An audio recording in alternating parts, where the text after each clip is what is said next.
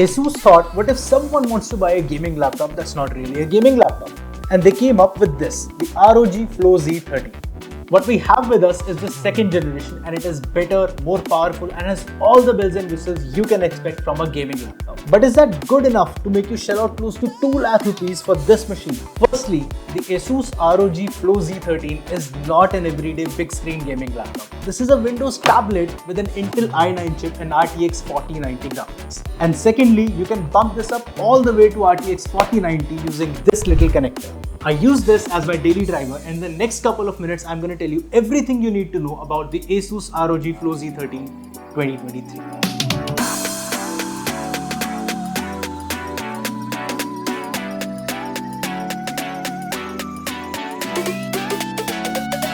Let's talk design first. It is portable but in its own different way. Like, you cannot use it in tablet mode for more than 10-15 minutes unless you're Arnold, but you can use it in tight spaces like flights or for a quick gaming day. Now it weighs only 1.18 kgs, but it feels really heavy. But you're going to like the way it is built. It has a solid metal CNC chassis, a really sturdy hinge, and a neat RGB window to let you take a sneak peek inside the laptop. And it has a dedicated camera on the back. Yes, ASUS went on to put a good camera at the back. There's also a micro SD card slot and a Gen 4 M2 SSD slot built right here under the hinge. Now, Windows laptops are supposed to be upgradable, but this is so tightly packed that this SSD card is the only upgradable part on this machine. So if you're actually going to buy one, go for the higher spec variants. Now on the sides, you get the power button, volume rockers, a USB 3.2 Type A port and a headphone jack. No USB 4 for this price, but that's a slight letdown. But let's get back to the design. The power button sits flush and the volume buttons protrude, so you can figure out their position without even looking. On the left side, you get a USB 3.2 Type C port for charging and a proprietary ROG XG mobile interface to connect an external GPU. Two things to note here: USB-C charging, which is good, less e-waste, and the XG mobile interface that doubles up as another USB-C port if you need it. And we will get back to this shortly. Now coming to the display, the first thing I thought when I saw this machine was, can you really game on this display? I mean, it's a very compact screen, but you will be surprised at how capable this is. Now the ROG Flow Z13 gets a 13.4-inch touchscreen IPS display with QHD Plus resolution and 165Hz high refresh rate. Now, ASUS has come up with the Nebula branding for its displays. So when you see Nebula, you know it is a high refresh rate screen with DCI-P3, Pantone and TÜV Rheinland certification. And this bad boy gets the Nebula badge. Now it is a 16:10 aspect ratio display, which makes this tablet taller. It is good for office work, but you will notice black bars when you're watching widescreen content. So the display is not a problem, but the speakers are.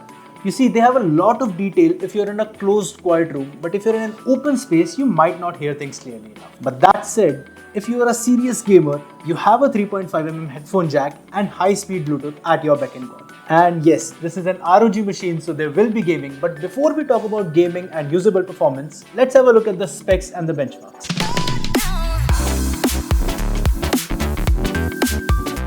The ASUS ROG Flow Z13 is packing a 13th Gen Intel i9 13900H chip paired with NVIDIA RTX 4060 laptop graphics. The model we have with us has 16GB DDR5 RAM, 1TB PCIe Gen 4 SSD, and the mobile XG connector port that lets you add more power and more ports. Now I benchmarked the ROG Flow Z13, stress tested it and played Far Cry 6 on maximum settings for 8 straight hours, and here are the results. It scored 49,193 on Catzilla, Unigine 2 got 4743 and Cinebench got a multi-core score of 13,786 and a single core score of 2018.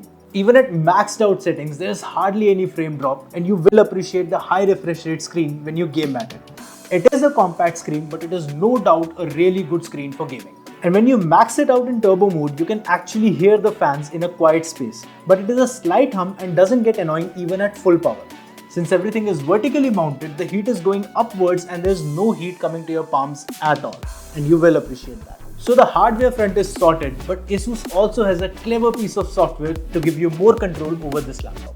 The Armory Crate is a really useful tool that gives you granular control over the laptop. You can control the CPU and GPU performance, tweak the display, and play around with the keyboard and back windows RGB lighting. I particularly like the scenario profiles in this program.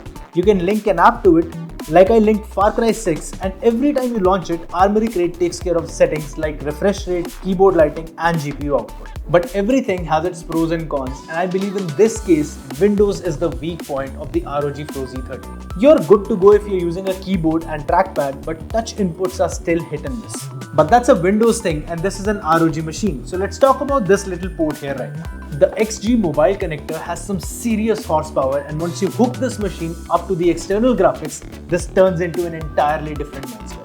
This pricey piece of hardware I got here is an RTX 4090 mobile GPU. And here are the benchmark scores after we hooked this machine up to this. After connecting the XG mobile, we got benchmark scores of 51,362 on Catzilla and a Unigine 2 score of 31,345. In fact, this thing is so powerful that it has its own cooling system and power supply. But what do you need it for? Far Cry 6, Forza Horizon and maybe a couple of other games like Cyberpunk can make full use of this GPU. Other than that, this is a really expensive dock for the ROG Flow Z13 and gives it a plethora of more ports. The XG Mobile has a gigabit LAN port, HDMI 2.2, 3 USB 3.2 Type A ports, 1 SD card slot, 1 USB 3.2 Type C port.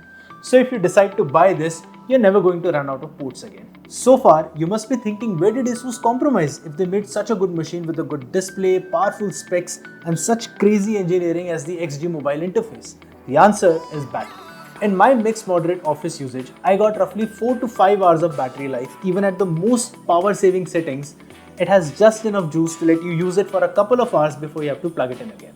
And this is a big issue because the more you have to charge it, the faster your battery health drops. And once ASUS fixes this will be a whole different machine altogether. So let's have a rundown of the goods and bads of the ROG Flow Z13 with some cinematic shots. What's good is that it has a unique design, good display, powerful specs and performance. It can take long, sustained, heavy usage, has the necessary ports more or less.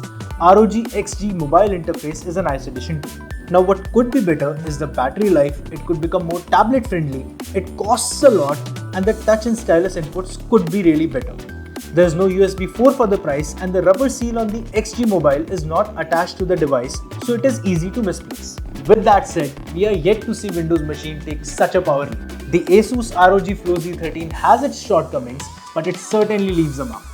Of course, you can buy more proper gaming laptops like the ROG Zephyrus G16 or the MSI Titan and even save some money on it. But you're not going to get this unique form factor for any other price point. ASUS is heading in a really good direction with this laptop and I can see that vision happening in the coming years. But for now, I think it is a style statement, do it all and a good but pricey machine. So let's say it was lighter, had more battery life and a more affordable price tag. Would you buy this laptop? Let us know in the comments. And if you like this video, then subscribe to this channel for more content.